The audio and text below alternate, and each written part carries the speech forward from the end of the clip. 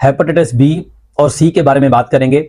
जैसे मैंने आपको एक पुरानी वीडियो में बताया था कि पाकिस्तान हेपेटाइटिस सी में दुनिया में दूसरे नंबर के ऊपर है और हेपेटाइटिस बी भी बहुत कॉमन है और ये एक वायरल डिजीज है जो कि वायरस बी और सी से हमारे जिस्म में फैलती है और ये हमारे जिगर को 3 तरह से या 3 तरीके से मुतासिर कर सकती है। सबसे पहले तो ये है कि या तो ये आपको हेपेटाइटिस करवाएगी जिसका मकसद ये है कि आपकी जिगर की सोजिश हो जाना।